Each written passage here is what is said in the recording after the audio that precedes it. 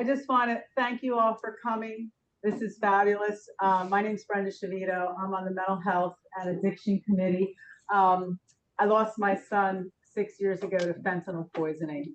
My son Nicholas was born and raised in this church, and he did suffer from bipolar disorder, which here we are in October raising awareness and lowering stigma to mental health. And he did struggle with addiction for quite some time. And he lost his struggle when he took an opioid that he had no knowledge was laced with fentanyl. And that was in 2018, and Nicholas was 22 years old.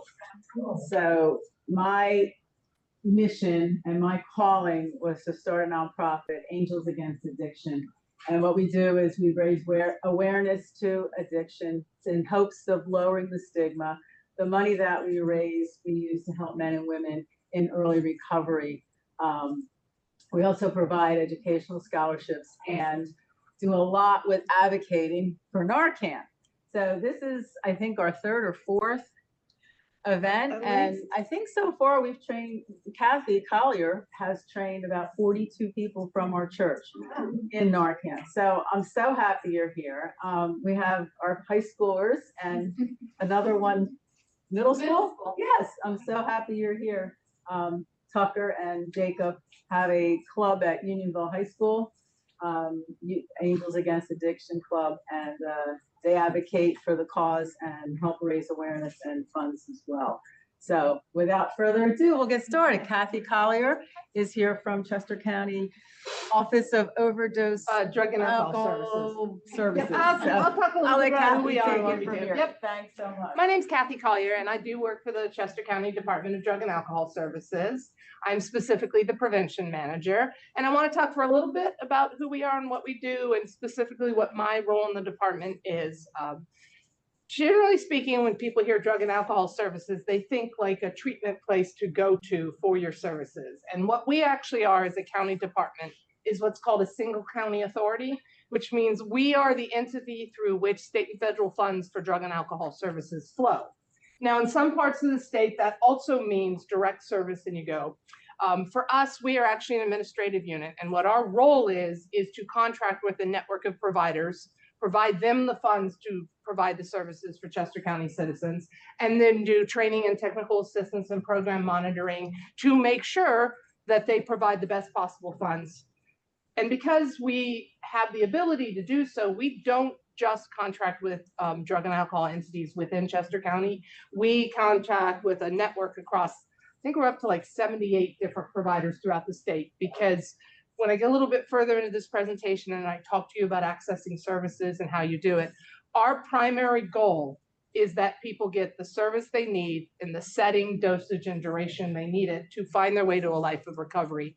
And if we don't have a specific provider in Chester County that can do that, we will find one outside of the county and still provide the support and the funding for our citizens to go there. Because, you know, there's nuances to this. People think drug and alcohol treatment is one monolith, but it's not. There's a variety of levels of care, but there's also settings of care. So is it specifically adolescent oriented? Or is it for women with children who have to bring the children with them while they are in care? Or is it a language barrier?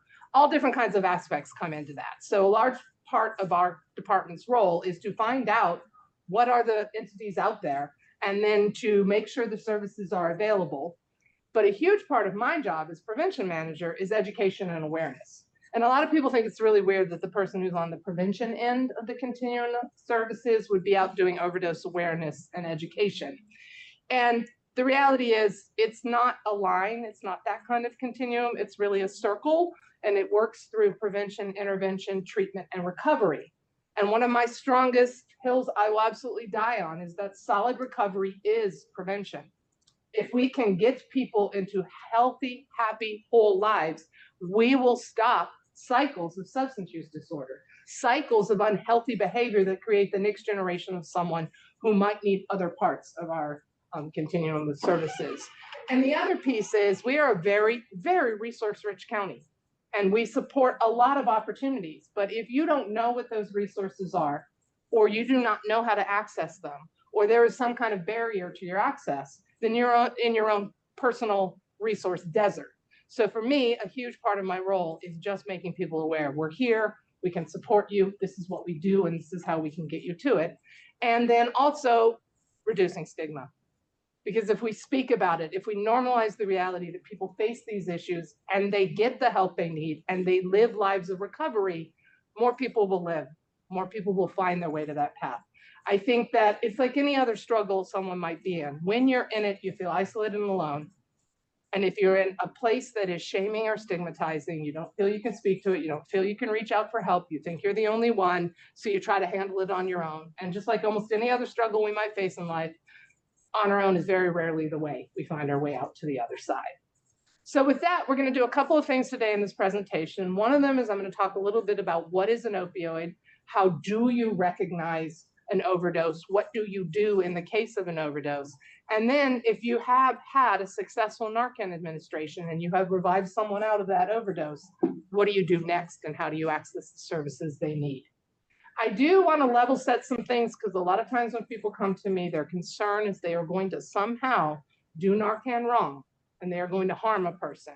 And that's the barrier to even trying to do it.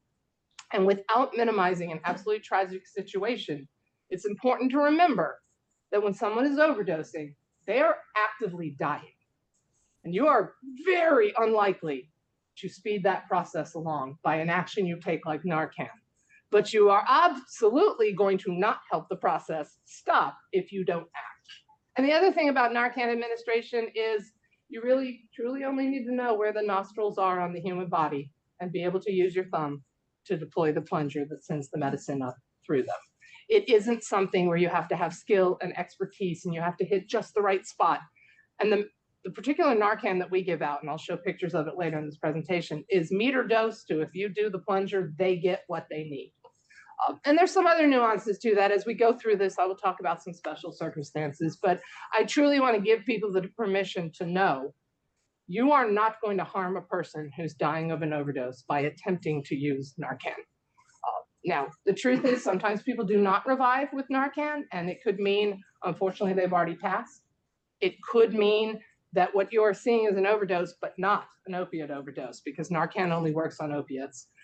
It could mean that you're not even seeing an overdose. You just came upon someone who's having some other kind of event in which their heart and their breathing has stopped. And finally, it could also mean that they have more opiate on board than one Narcan dose can stop. So the boxes you're receiving today have 2 doses of Narcan in them.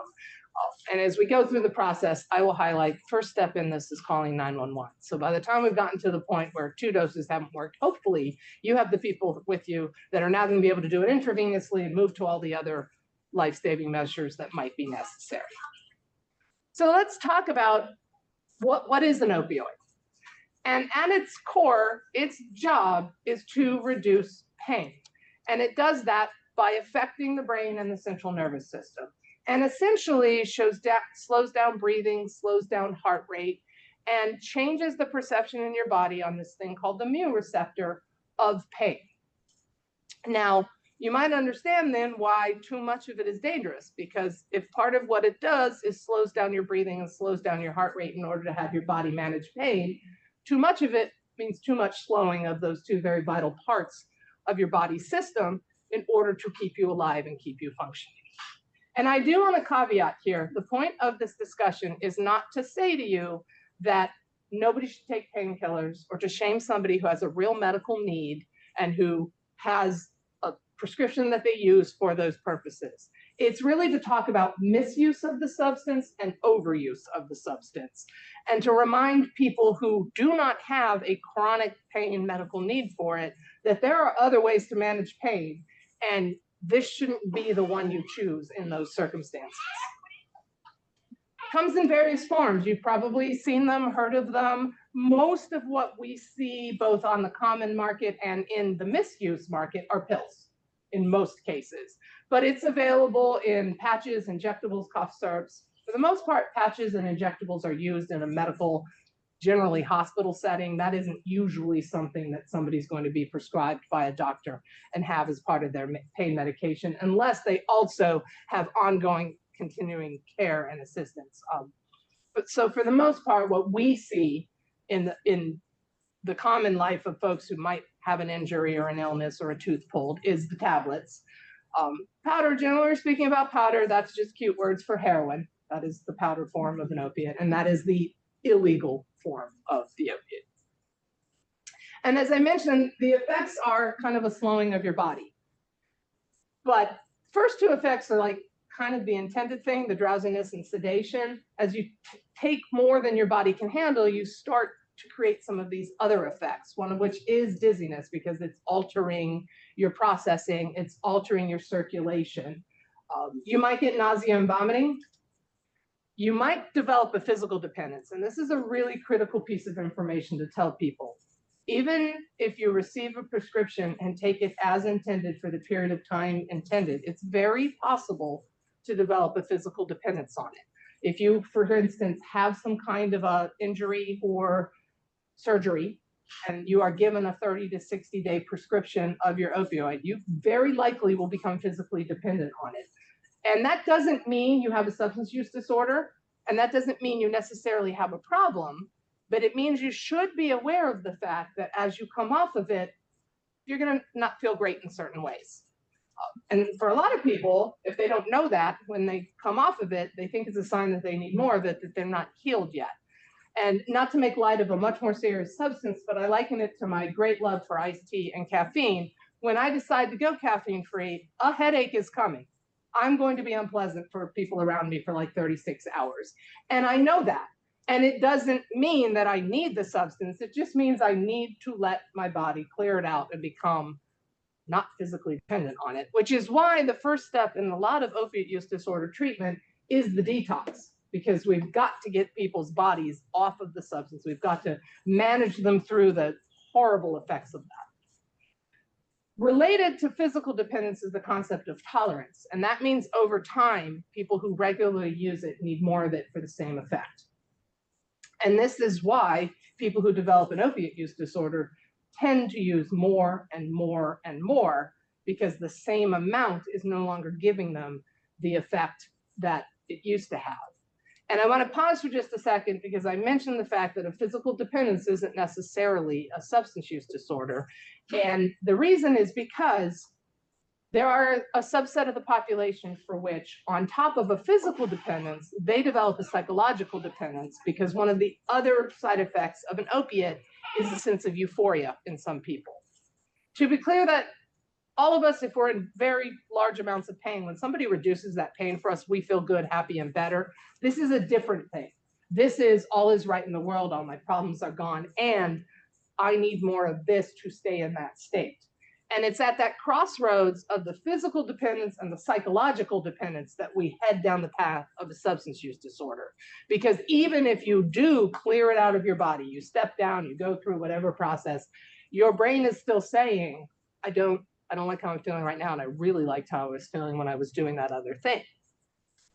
And that is how we got to the crisis that we're in of what you might consider regular, normal, everyday people, not our usual picture of a substance use disorder situation, crossing over from a pill dependency into a use of heroin.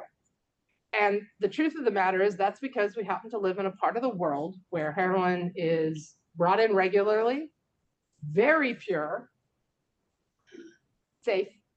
I'm doing that because it's not actually safe, but because it's pure, it's less adulterated, it has less other things in it that might be bad for you. And it's cheap, and it's cheaper than continuing a pill addiction. I don't want to totally generalize, because not everybody's substance use disorder follows the same path. But generally speaking, a person who falls into an opiate use disorder from a legal prescription takes their pills to the point that nobody will any longer prescribe them for them. And then they might shop around for other ways of pills. And the initial shopping around might be looking through other people's medicine cabinets, purses, finding someone else. But eventually they're probably going to find a point where they're buying it off the street. And pills are expensive. Depends on their strength, but somewhere between $30 and $50 a pill, which if you have been taking pills regularly, one, isn't doing much for you and isn't going very far. So that's an incredibly expensive habit. And heroin, for that same amount of money, will give you several bundles that will give you more of the effect you're going for. So it becomes economically necessary to move out of pills to heroin. And when you match that with the fact that it's available and pure, it becomes easier. And it's really important for people in communities like this one, in communities like the one I live up in Chester Springs, to recognize that you do not have to go to Kensington. You do not have to go in the middle of the night. You do not have to be in a back alley in a dark, scary place with people you wouldn't otherwise interact with in order to find heroin. If you want it, you can find it in the light of day in the bright, shiniest corners of Chester County. So that takes a barrier away, because there are some people who might switch to something else because they are not traveling somewhere dangerous and unsafe. Not a lot of people, because the thing about substance use disorder is she lies to you and tells you it's going to be okay and fine, and you need this more than you need your personal safety. But there are people for whom that would be a barrier. That isn't so much a barrier anymore. And the other thing about powder versus how it used to be is the first couple of waves of opiates coming into this country were in its black tar form, named because it was like this dark, sticky substance that had to be heated up to a liquid, and then it had to be injected. And there are people for whom a needle is a barrier to entry of a drug use. They are not doing that because they have their own needle fears or whatever it happens to be. But it's now available in a powder form, which means it can be snorted, which means you don't have to do the needle. So again, another barrier reducing entry to use of this substance.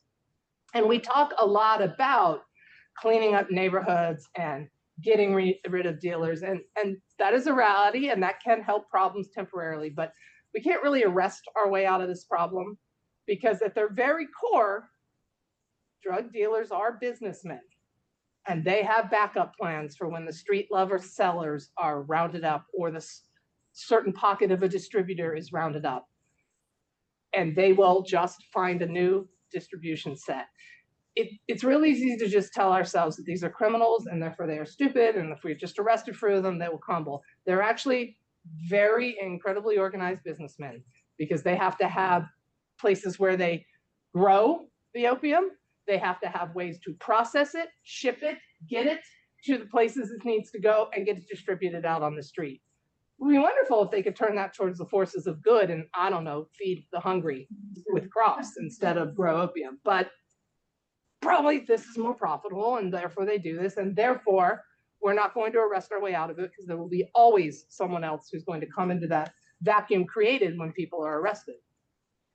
And we've seen that because no matter what happens on the criminal side of things, you'll note across our state, we've had relatively stable overdose deaths. There was a little bit of a drop in 2018 and 2019, because that was when Narcan was first pretty fully distributed throughout the state, available over the counter. The standing order from the physician general was made. And so it became a little bit easier to do some stopping.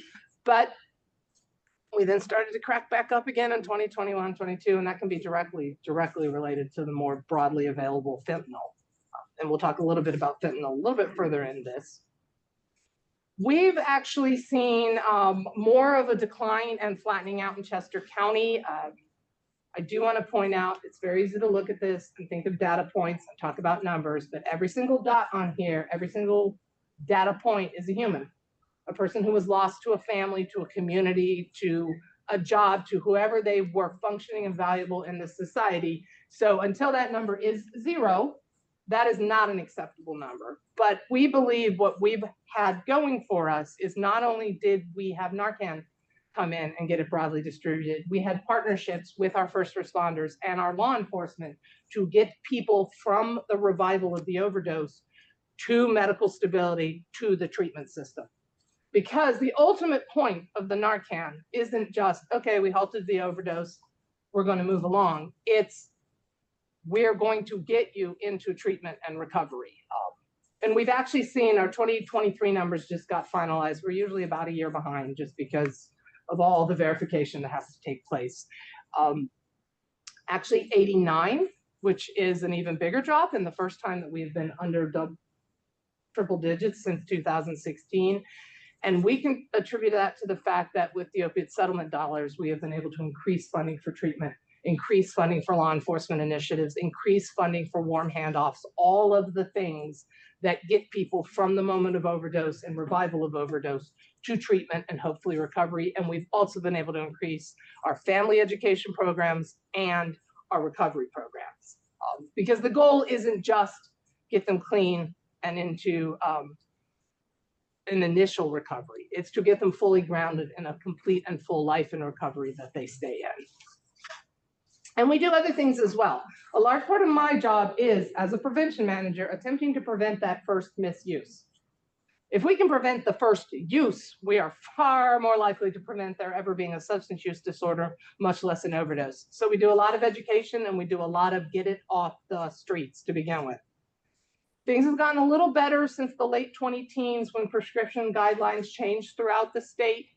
It used to be fairly common, like you could go in for just almost anything and get 30 days of an opioid pain medication. And I do a lot of work with parents, and I will, just flat out say to them, like, listen, if your otherwise healthy 15-year-old got their teeth pulled on Friday, they should not be in excruciating pain on Monday. And if they are still in excruciating pain on Monday, then you need to get back to whoever pulled their teeth and make sure there isn't an infection, there isn't a dry socket, there isn't something else going on.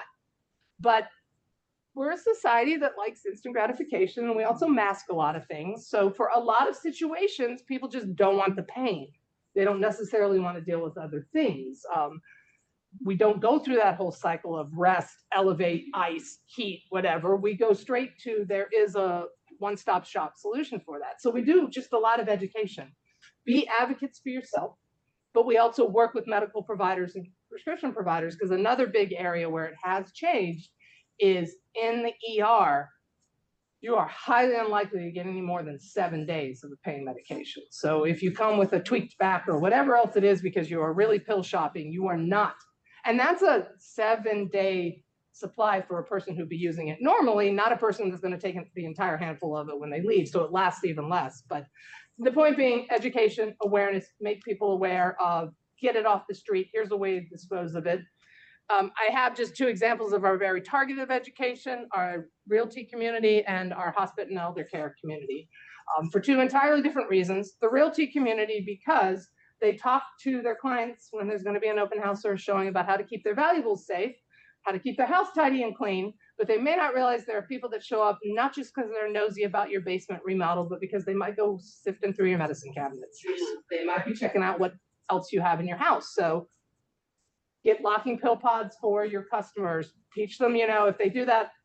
When I was selling a house, we learned the laundry basket trick, like in the morning before you go out the door, all the clutter, put it in the laundry basket, put it in the back of your car, drive to work, bring it back in at the end of the day. That way you don't have to really clean every day. We'll stick your prescription medications in said laundry basket and drive off with them, because that means that they might still be snooping through your medicine cabinet, but they're not going to find that.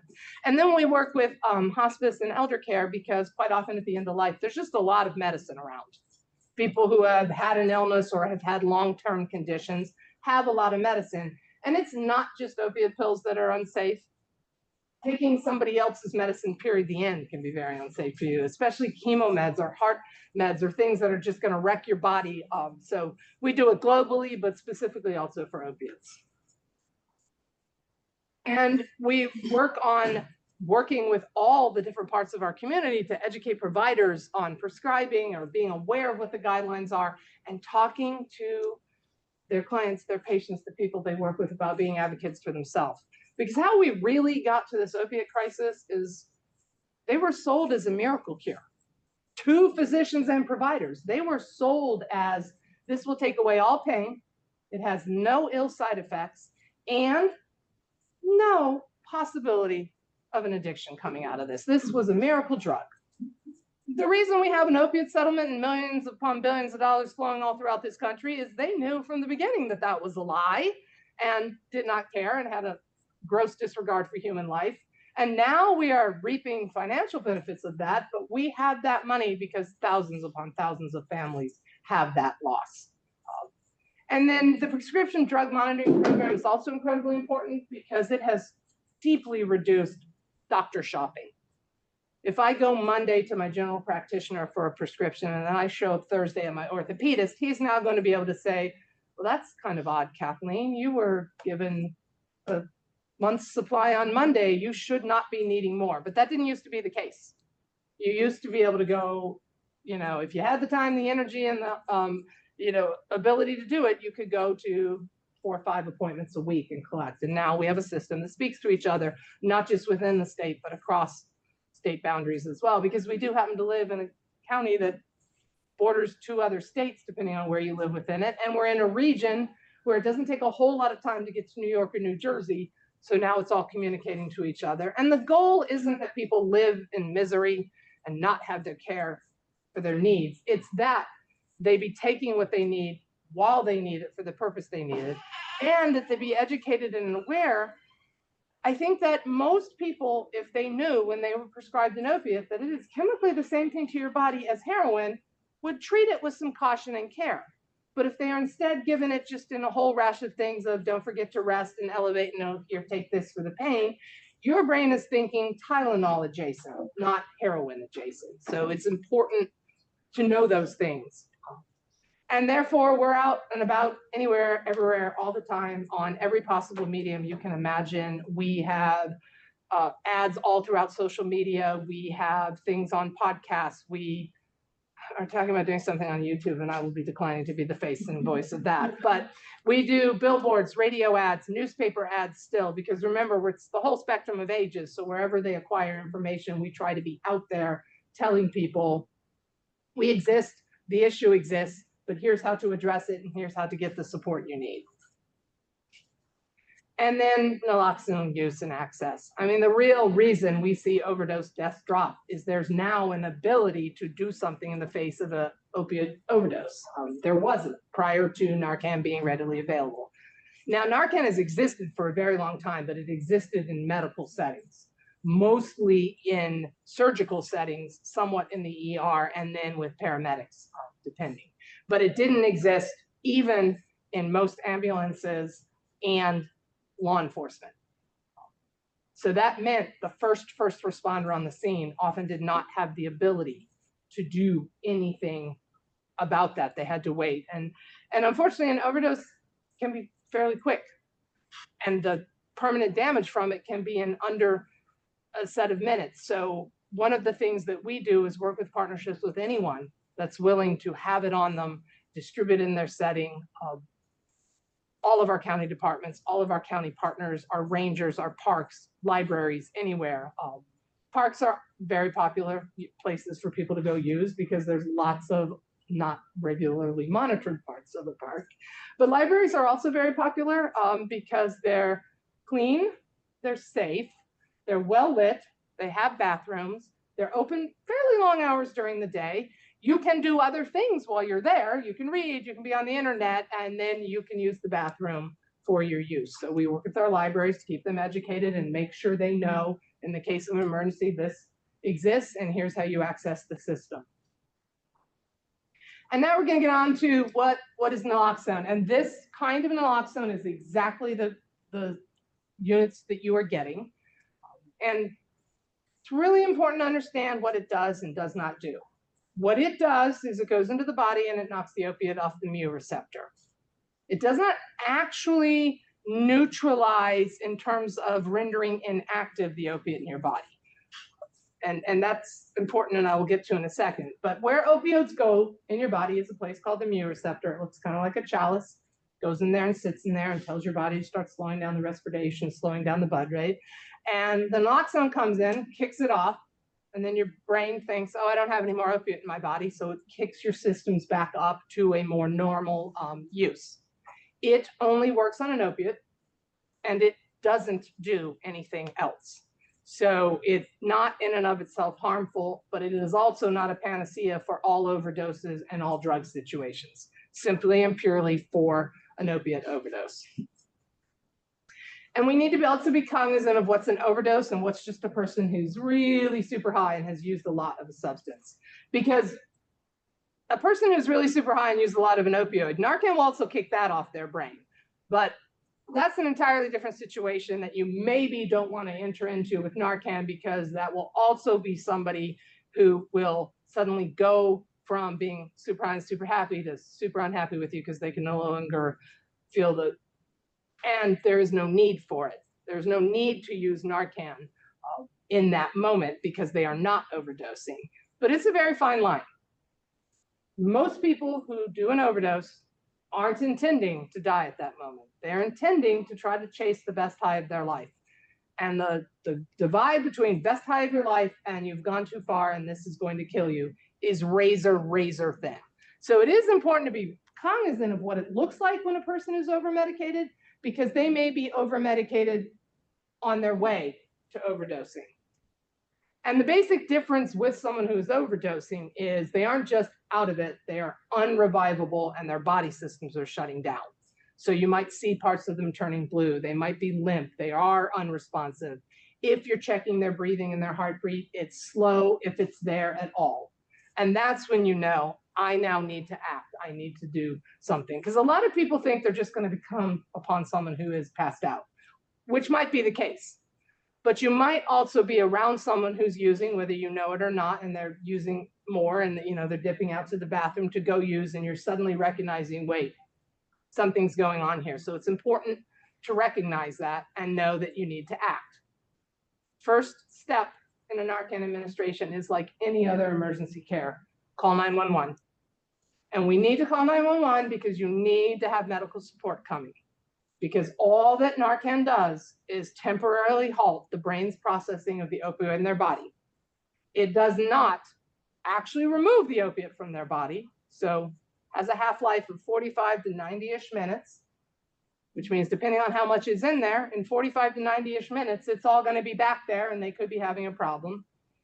It also means that they're suddenly not high anymore. And if they just get up and walk away from you, they might go find more, try to find more. And as long as the Narcan is working in their brain, they're not going to feel it, which could potentially mean more and more and more. And as soon as it wears off, really past the point of too much. You need to do as you would do in any other emergency situation. You're going to try to see if the person is in fact revivable, try to revive them if you can, and then check for signs that we mentioned before. And you also might have to do some hands-free CPR because Narcan is also only going to work if they are actually able to breathe it in. If they are not actually able to breathe it in, if you cannot get breath going enough, then it's just going to come right out the nose and not do anything. And then you also need them to get to a point of circulation. They need to start breathing and they need to start circulating because it has to get through the blood.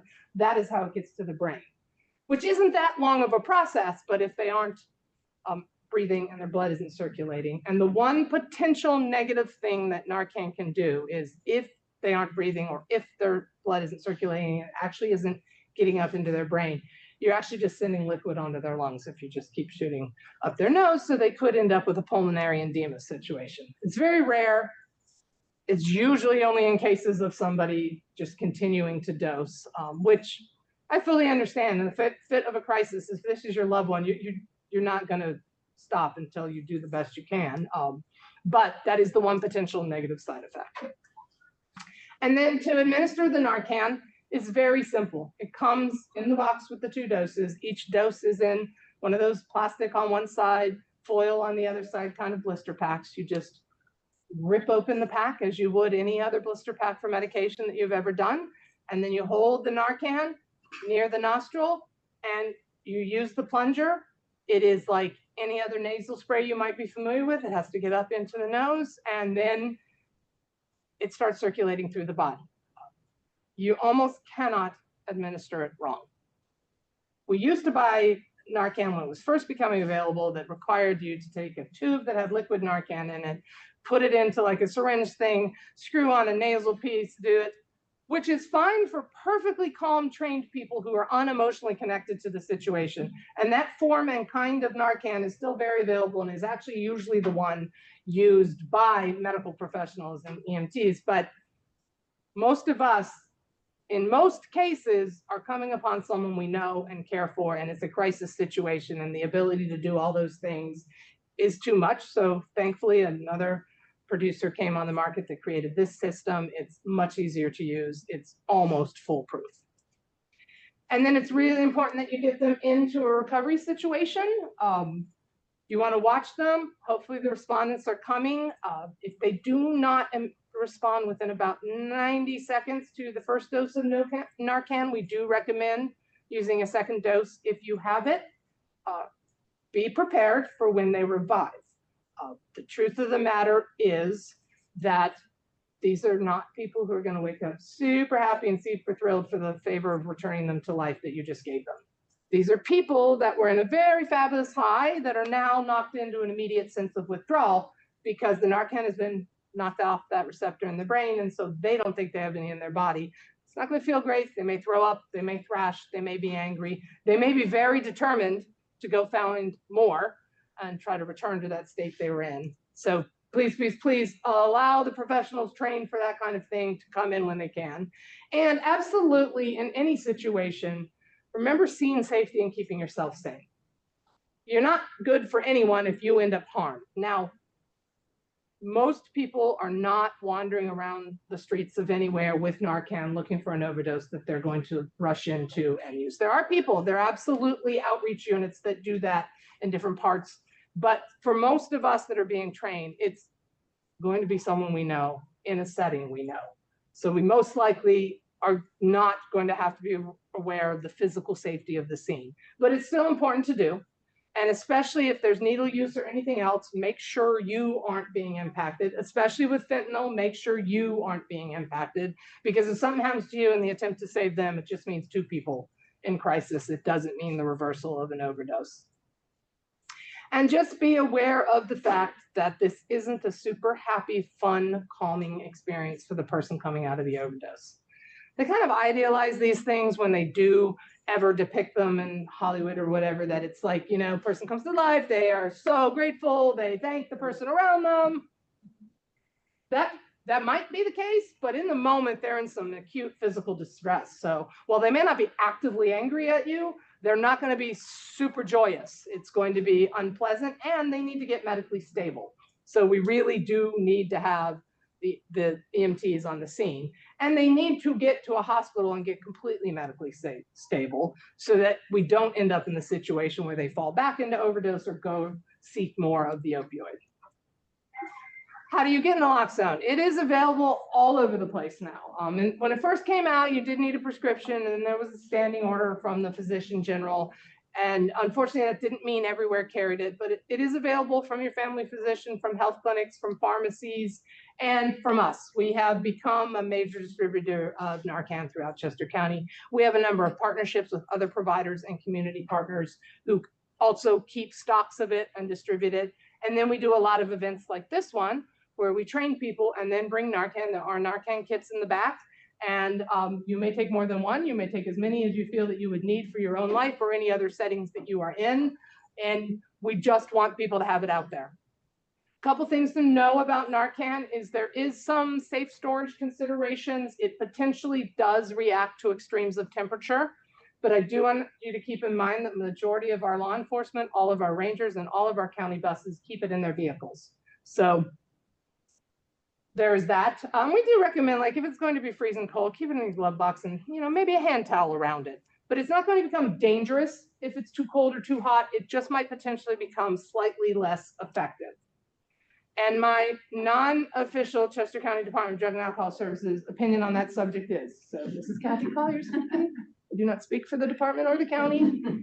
I'm going to use it because this person is actively dying, and slightly less effective Narcan is better than no Narcan. See also that they have expiration dates. So you do want to check your doses, and if you can, swap them out or use them up oldest to newest. But at the same time, it becomes slightly less effective. There is no research at all that has said, once you cross this date, don't use it, it's poisonous. It just means it may not work as well. So again, over here as the personal person, I'm going to use it because if that is my option, I'm going to do it. And if it works, wonderful. And if it doesn't, I have not furthered the harm. But in any case, we do recommend keeping an eye on it and then contacting one of us, contacting Brenda, somebody that you know. We will get new doses out to people. That is a large portion of what we try to do. And when expiring doses come to us, we bring them to the people that use them regularly. We get them to the first responders and say, hey, take these doses off of us, or to our drug and alcohol inpatient and outpatient providers stock it as well. So we get them to people that are probably going to use it within 24 hours or maybe a week. And we do a lot of things, not just Narcan education and distribution, but a large portion of it is this information. And we do have this information and referral line. It isn't a hotline. There is the 988 and the 211 services through the county. 988 is the crisis number. 211 is the broader, more general number. But our drug and alcohol number is about 8:30 to 5, Monday through Friday. And it's really to speak to a human trained in Chester County Services so that you're speaking directly to them about your situation, and they will try to get you navigated to whatever the solution is. And to be clear, our 988 and 211 are also humans trained, locally placed in Chester County and knowledgeable about Chester County Services. Because some of the other, thought I had one more slide. I guess I didn't. Some of the other services that I was going to show you, statewide and otherwise, they are informative, but they are often slightly more generically trained. So we do get situations where you're talking to someone who maybe doesn't realize Chester City and Chester County are different places within the state system. We have had people tell us if they call the nationwide hotline that they are talking to people that don't realize that, like, Westchester, Pennsylvania and Westchester, New York aren't related. So they end up, or like we have places called Dallas, Pennsylvania, Washington, Pennsylvania, Indiana, Pennsylvania. If you just aren't entirely aware and you're just hearing California and not the California, Pennsylvania part of that, you're not going to get the best information. So in any case, that was kind of it in a nutshell. Does anybody have any questions for me? I realize I talked really fast and it was a whole lot of information. I was trying to get it to about 45 minutes of me talking and then an opportunity for y'all if you have questions. I have a bunch of resources on the back table. The sort of goldenrod colored cards talk to you about our services and our levels of care and how you enter them. The first step in getting treatment is to go for an assessment to figure out what are your needs, and our cards there show our assessor system. We have 5, maybe 6 places in the county that you can go for these assessments, and paid for by Chester County Services. Need to know that if you are insured commercially, you need to look on the back of your card and figure out what your insurance coverage is for drug and alcohol treatment. If you are uninsured, you call our number and we start the process for you. If you are underinsured, and that means like Medicaid or Medicare, the kinds of insurances that cover physical health but have no behavioral health components to it, you can also access our services. And we start the process of figuring out for you, what do you need to get to care and get to help? It isn't a situation where it's one size fits all. It's not just inpatient or outpatient. A lot of opiate use disorder requires detox, but we have a whole continuum of care, and our primary goal is the person that we're speaking to at that time gets the treatment path they need. Does that mean it's always successful? No.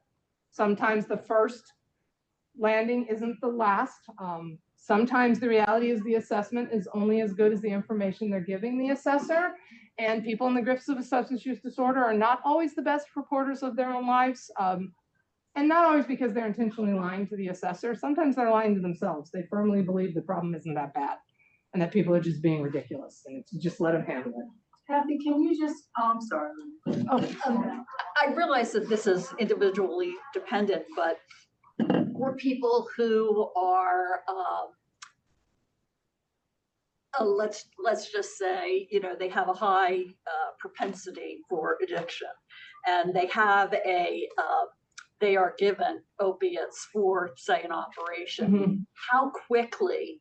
I mean, it can be pretty quick. Yeah, I mean. So it's really important that if a person has either had a substance use disorder in their past or any other kind of disordered behavior, because you can not know that you have a propensity for substance use disorder, but you might be someone that has issues with eating, spending, sex, gambling. Like, there's other things that follow similar patterns that are indications that, I mean, I only halfway joke that my behavior around caffeine tells me that I really should not delve in other things, because there's just behavior patterns that tell you kind of don't have great impulse control or you don't manage stress well. So it's important for a person to be honest with their provider. Hopefully their medical provider knows this, because hopefully they've been a part of that history, but you have to be honest with your provider.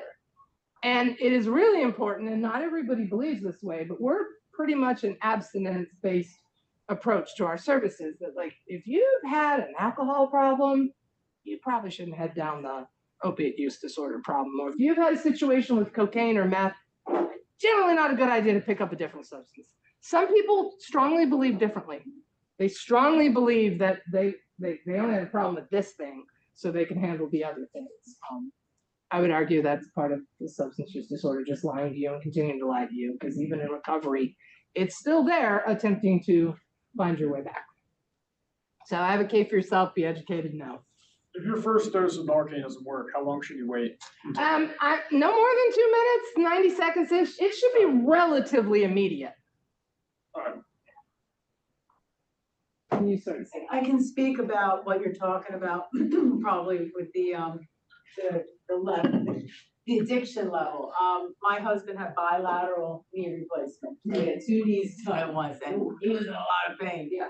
So of course he was given the oxycodone, which I had to refill a paper script through his doctor, who was in Philadelphia, every 5 days, and they would mail me the paper slip to get a refill. Well, the slip didn't come. And unbeknownst, that night, he went without. That next morning, he was feeling chills, feverish. He goes, I don't feel well. I said, you're in withdrawal. Yeah. You're withdrawing from those opioids. And that was a light bulb. Like to your point, Kathy, it can happen to anybody Really fast. so very quickly. Yeah. And, you need to be aware. But another point I wanted to ask you to talk about, Kathy, was the Good Samaritan law. Okay, that is an important part of why Narcan became more readily available. In 2014, the Good Samaritan law was passed that gives people protection if they administer Narcan in the same way of if you do first aid or CPR in good faith.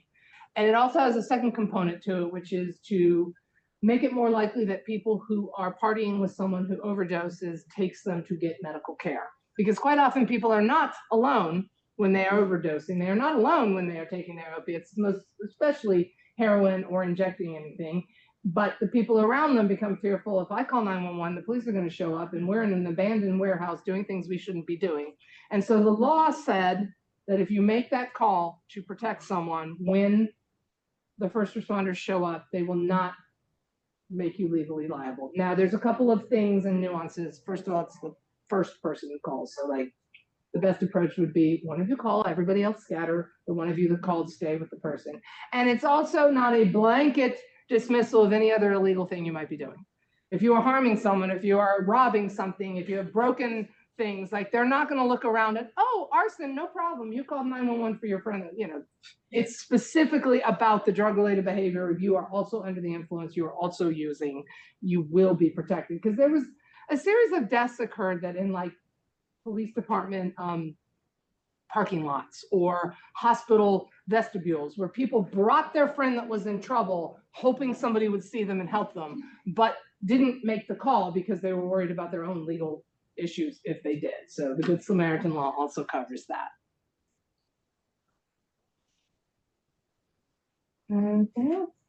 Yeah, one thing that, I'm fully in support of all of this, but one thing that got me was when my father was dying and the doctors would say to him, well, we don't want to give you this pain medication because we don't want you to become addicted. And I'm like, he is dying. Yeah, I mean, with almost anything, the pendulum can absolutely swing too far the other way, Yeah. right? And so hopefully you have people in your life or yourself who's advocating for the reality of, I have 6 weeks to live. How much certain is my life going to be if I do fall into the black hole of an opiate use? I mean, he was in so much pain, and I'm like, seriously, you won't give him any more medication, and there is no chance that he's going to be alive. Yeah, we do need to use sanity and moderation in these decisions, but I do get it because there was lawsuit upon lawsuit. They became fearful for, oh, I don't want to be the one who. And in those situations, you're not starting with a small moderated dose. You are starting with heavy doses to eliminate that pain. So much more of a propensity. But And the other point, Kathy, is just that if there's other substances on board, the Narcan. well, if it's only the other substances, Narcan will revive an overdose if it's an opiate overdose and other substances are on board. But if the overdose is being caused by the other substances, it will knock the opiate out of their brain, but it won't do anything about the meth or the cocaine or the whatever else it happens to be. And it's really important to note that people die every day in this county of other substances, most notably alcohol. Alcohol is still our most prominent, not just use, but cause of death. Is marijuana an opioid? No, marijuana is an entirely different class of drug. It has its own negative effects. The danger in marijuana is the fact that more and more things now are being mixed. So if you are smoking a joint that you do not know the entire origin of or the entire composition of, there can be something else in there. Or if you are consuming any other form of THC that you yourself did not put together and create, there could be other things in there. What's so important is the kids have to understand, especially on the dark web, 8 out of 10 pills are laced with fentanyl. Yeah, I mean, the very dangerous thing that's happened in the last decade is the creation of synthetic opioids for two reasons. Opioids that come from the opium plant require a person to be, at their basic core, a farmer, right? They have got to have land, they have got to have the climate necessary, and they have got to have the ability for their crop to bear fruit. But the creation of synthetics just requires you to be a chemist, and you don't even need a space this big. So it's a different level of lift to get into the creation of synthetic opioids. And therefore, it's also so much easier to just stamp it as heroin or as whatever. And it's a white powdery substance people don't know. It seems to me in this country that, you know, some of the problem is that we just don't fund mental health education, and we don't get it early enough to people to understand, because there is such a link between. There's a huge crossover. Part of my job is funding and supporting the student assistance programs in this county, and there are two prongs to that. There is the drug and alcohol side of it, and there's the mental health side of it. And I'm really old, so back 30 years ago when I first started doing this, there was not quite a 50-50 split, and it actually was heavily weighted more towards substance use. And over time, it is almost entirely co-occurring, and a few people who are mental health primary. The handful of drug and alcohol primary we get into a student assistance program tends to actually be conduct violators, not people who necessarily have shown a pattern of behavior. So they got caught at the dance, the football game, the school-sponsored event, doing something inappropriate with substances that isn't necessarily anything indicative of a pattern. The folks that come with a pattern and an issue tend to be at a minimum co-occurring. So the mental health is inevitably wrapped up in that, and inexorably so, such that it's hard to determine, like, are you self-medicating a mental health issue, or have you started consuming a substance to the point that it is damaging your mental health? Because some of these substances have negative impacts that start creating, like THC consumption is highly correlated with depression. But then it gets into a cycle. I'm depressed, I'm overwhelmed, so I'm taking more of it kind of thing. And also, some of the behaviors one has to engage in, some of the consequences one has from a substance use disorder are very damaging to your mental health. You're destroying your relationships in a lot of ways. You often are destroying your economic stability, potentially your career, all sorts of things. So it does get all wrapped up together. A large portion of our job is attempting to educate people at a very young age to understand who they are and how they feel, to be able to put language around it, and to build skills to find healthy, adaptive ways of dealing with those things and not seek something else. Not just substances, anything else that's a maladaptive way, but mostly substances. Do you have anything else? Well, thank you all. You stuck with me for just about a solid hour, and I do appreciate that.